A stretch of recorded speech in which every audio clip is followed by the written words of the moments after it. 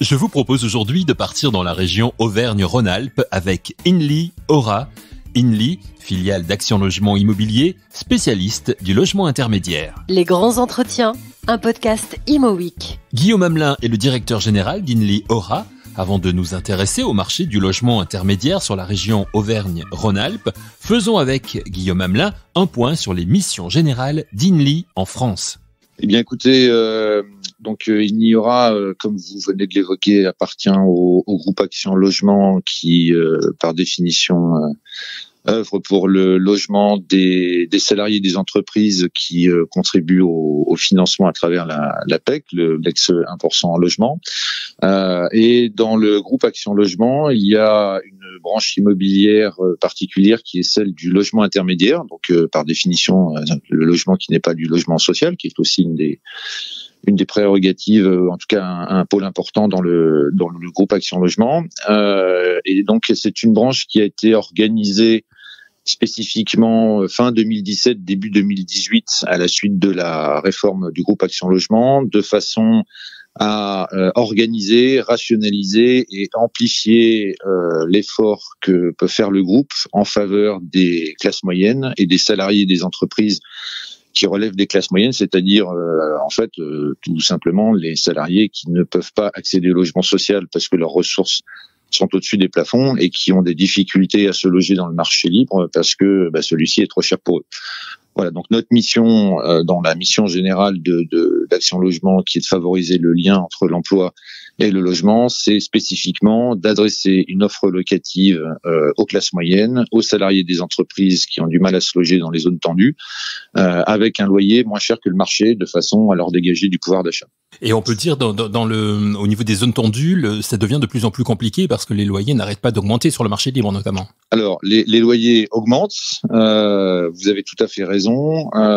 Alors, il n'y a pas d'observatoire particulier du logement intermédiaire, ce qui est une difficulté pour nous aujourd'hui, mais nous subissons les mêmes tensions que celles qu'on peut connaître sur l'ensemble du marché immobilier. Alors, je parle même pas du logement social dont on a des chiffres très régulièrement qui disent la tension qui peut exister, mais les tensions qui sont aujourd'hui sur le marché libre, on les retrouve nous forcément, puisque plus les prix augmentent, plus les gens ont des difficultés à se loger et plus notre offre finalement devient une solution. Et à ce titre-là, on l'a bien senti nous sur les 2-3 dernières années. Quand on a un logement à louer, on a de plus en plus de demandeurs pour ce logement. Donc oui, il y a une tension manifeste, importante et qui ne décroît pas. Alors justement, quelle est la situation en matière de logement intermédiaire chez vous, dans votre région Auvergne-Rhône-Alpes, après justement aussi ces 2 années de crise sanitaire? Et en chiffres, que représente Inly Aura aujourd'hui? Alors, Inly Aura aujourd'hui, c'est 6800 logements qui sont répartis pour à peu près 80% dans l'agglomération de Lyon et les 20% qui restent dans le sillon alpin, c'est-à-dire un axe qui part du Pays de Gex, qui va jusqu'à Grenoble en passant par Annemasse et Annecy, avec un recentrage que nous avons opéré au cours des 2 dernières années sur les zones tendues. Donc nous avons été amenés à arbitrer de façon importante des patrimoines dans des secteurs où le logement intermédiaire avait moins de sens, puisque l'écart entre le marché libre et le logement social était beaucoup moins important, pour nous dégager des ressources pour pouvoir réinvestir. Donc la situation aujourd'hui pour Inly Aura, c'est une situation de croissance importante, puisque les besoins, comme je le disais tout à l'heure, sont manifestes, sont criants, mais on est aujourd'hui, je pense, encore avec une offre qui ne satisfait pas la demande de façon assez claire. Les obstacles, ils viennent d'où exactement? C'est le manque de foncier d'abord. On dit souvent que c'est ça, le manque de foncier, surtout dans les zones tendues. Comment vous arrivez à pallier à cette situation?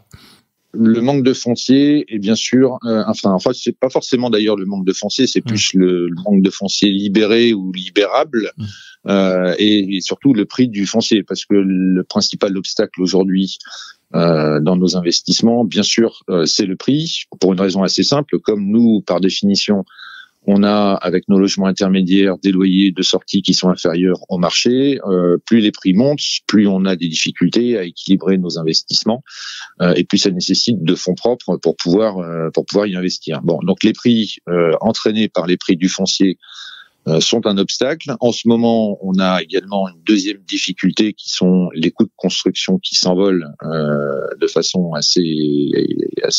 très importante. C'est une réalité aujourd'hui de ce marché qui pénalise, je pense, l'ensemble de la chaîne, puisque finalement, il est difficile aujourd'hui de construire même un prix pour pouvoir s'engager dans une opération. Donc ça, c'est une difficulté.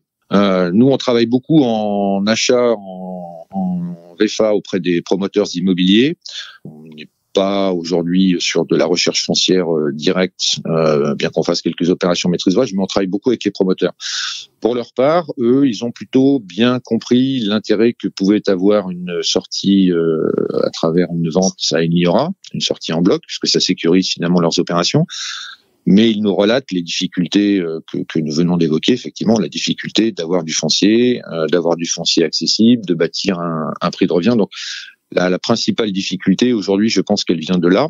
Ensuite, on a une deuxième difficulté, nous particulièrement, pour développer notre offre de logement intermédiaire. C'est malgré tout un ralentissement.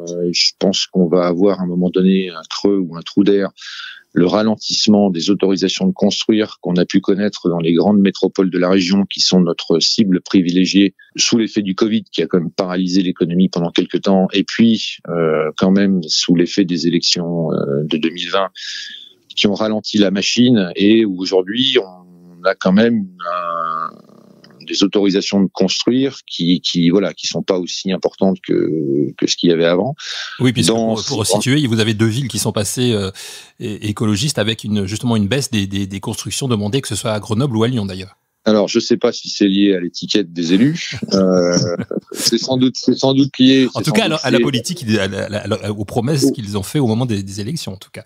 Voilà, c'est sans doute lié effectivement à leur vision de la ville et à leur besoin d'organiser les choses dans la durée et de prendre le temps d'eux. Donc, on a ce ralentissement, on a ce trou d'air. Alors, ça se reporte aujourd'hui sur des communes périphériques, voire des territoires très périphériques, mais qui sont pas, nous, notre cible privilégiée. Et comme je le disais tout à l'heure, on n'a pas ressenti, par exemple, suite au Covid, un exode massif des demandeurs de nos logements ou des salariés qui cherchent à se loger vers la périphérie. Les besoins dans les villes à proximité des emplois restent tout aussi importants. Inly Aura vient de signer un partenariat avec une jeune entreprise lyonnaise baptisée Working in Lyon. Quelle est la mission de Working in Lyon et en quoi consiste ce partenariat? Réponse de Guillaume Hamelin. Alors, c'est très intéressant la mission de Working in Lyon. Donc, c'est parti d'un constat de leur part qui était les jeunes qui arrivent sur le marché du travail ont parfois du mal à trouver du boulot parce qu'ils ont du mal à se loger et à l'inverse, les entreprises ont parfois du mal à recruter parce que les gens ont du mal à se loger. Donc là, on parle bien des zones tendues. Et Working in Lyon, qui en fait a une mission autour des ressources humaines, c'est leur métier, ce sont les ressources humaines, travaille sur un concept qui a déjà été mis en œuvre en Belgique, à Bruxelles, où en fait, ils proposent aux entreprises une prestation avec un jeune que eux ont embauché, donc c'est Working in Lyon qui embauche les jeunes. Il propose la prestation du jeune en entreprise et au jeune, il lui propose un package emploi-logement. Donc finalement, il peut venir d'un peu n'importe où, il arrive, il trouve un logement, il trouve un emploi à travers Working in Lyon et il trouve une mission dans une entreprise qui correspond à ses compétences. Bon. Donc il est, lui, totalement sécurisé. L'entreprise, de son côté, elle est aussi totalement sécurisée puisque c'est une prestation qu'elle paye et elle n'est pas sur une embauche en CDI. Donc finalement, ça lui couvre une partie du risque. Par contre, la problématique, c'est quand même de trouver le logement dans lequel pouvoir mettre ce jeune. Et Working in Lyon a bâti son concept autour du co-living, donc c'est de la colocation avec service, en cherchant à développer une offre de co-living dans les grandes villes où elle pourra loger les salariés qu'elle embauchera et qu'elle passera dans les entreprises. Donc on a trouvé nous ça très intéressant puisque finalement c'est un peu la quintessence du lien entre l'emploi et le logement qui est l'ADN de notre groupe. Et notre rôle dans ce partenariat, c'est de porter l'immobilier, puisque l'immobilier ça coûte cher, l'immobilier c'est un métier. Et donc vous avez en fait deux partenaires qui s'associent, Working in Lyon qui est sur la partie ressources humaines et Iniora qui est sur la partie immobilière. Donc nous on fait l'acquisition du bien, on l'aménage, on le fait aménager. Et ensuite, on le loue à Working in Lyon qui héberge les jeunes qu'elle embauche à l'intérieur. Donc, on a un premier projet qui devrait se concrétiser en 2022 puisque nous avons signé une promesse d'acquisition pour une maison à Lyon dans le 7e arrondissement qui nous sera livrée avec travaux faits normalement à la fin de l'année 2022. Et puis, nous avons également en cours de signature un deuxième compromis pour une maison que nous allons aménager également, et là à Villeurbanne. Voilà, donc ça devrait pouvoir se livrer, je pense, si ce n'est fin 2022, en tout cas avant la fin du premier semestre 2023. On va commencer avec ça et j'espère qu'on pourra en faire d'autres parce que je pense que le projet ou que le concept correspond à un vrai besoin.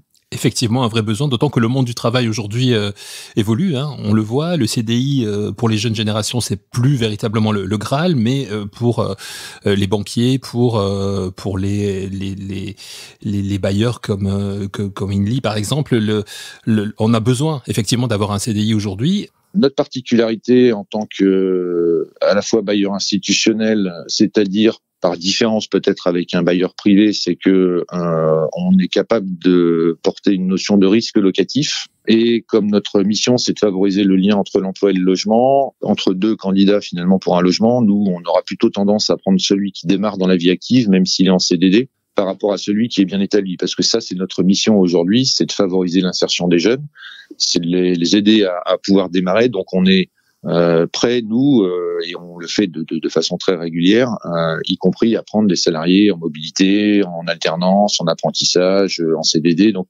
c'est déjà une forme de réponse, si vous voulez, notre positionnement à la fois en termes de localisation de nos produits, en termes de loyer, donc qui sont décotés de 15 à 20% par rapport au marché, et en termes d'appréciation finalement des candidats qui se présentent chez nous.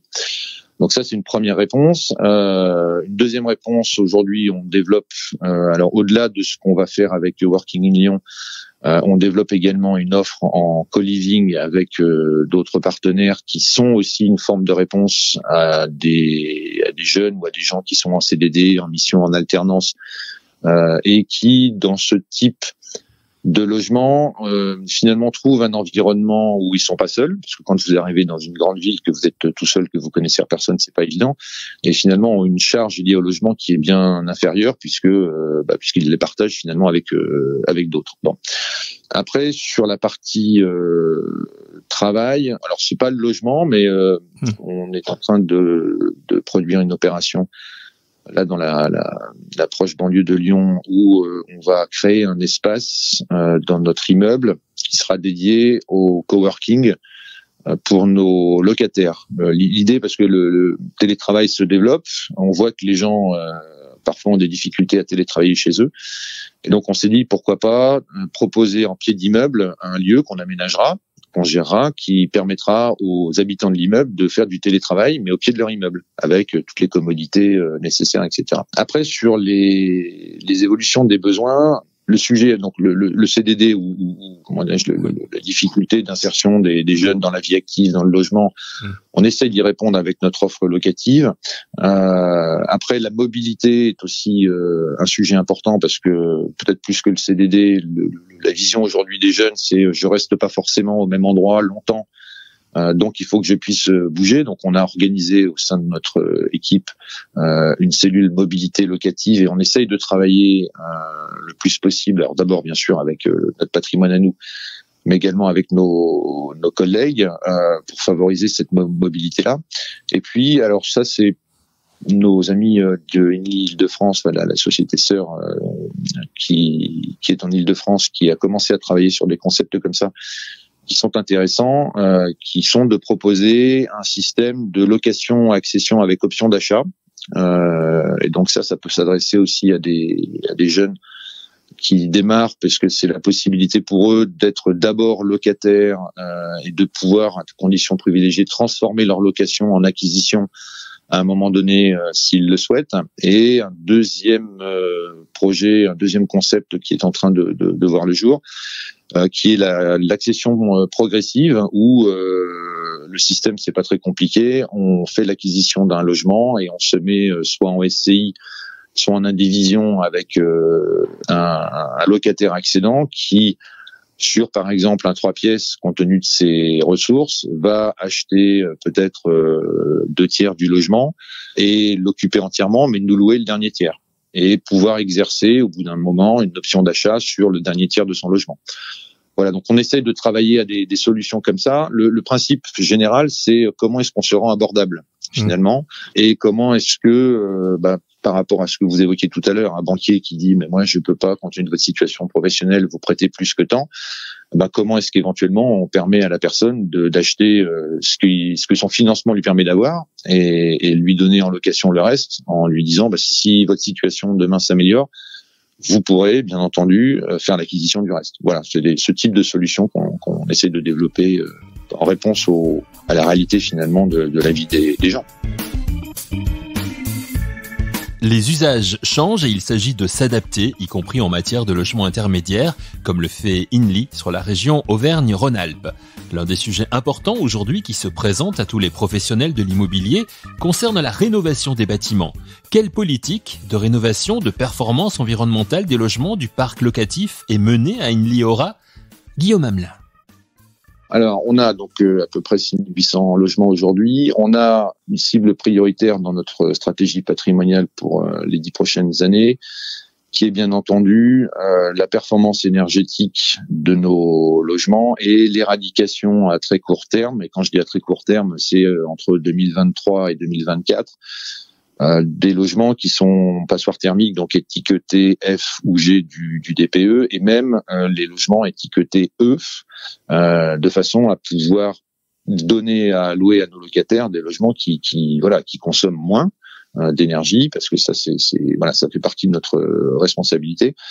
Donc le premier axe important pour nous, il est là. On a également dans nos rénovations un deuxième axe qui est d'améliorer bien entendu le confort et l'attractivité de nos immeubles. Donc on travaille beaucoup sur la mise en place d'ascenseurs quand nos immeubles n'en ont pas, parce que ce sont des éléments de confort et puis d'accessibilité aussi qui sont importants. La mise en place de balcons quand c'est possible que ça n'existe pas, pour pouvoir donner aussi à nos locataires des espaces extérieurs privatifs. La rénovation des parties communes, bien entendu, et puis un gros travail sur les espaces extérieurs, de façon à essayer de créer des îlots de fraîcheur en ville quand il n'existe pas. Donc dès qu'on peut, on verdoie, on plante, on essaie d'améliorer les choses comme ça.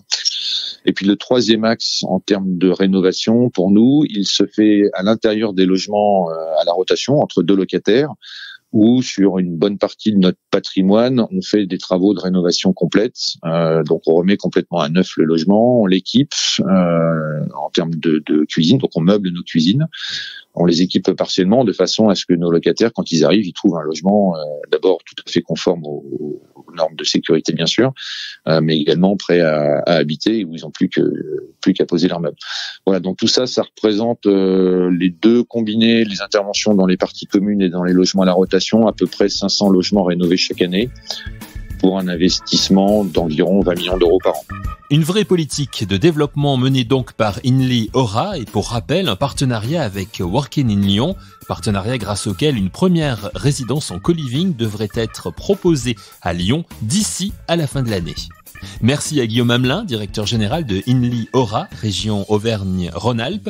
Merci à vous d'avoir écouté cette émission et rendez-vous très vite pour un nouvel épisode de Les Grands Entretiens, un podcast Imo Week.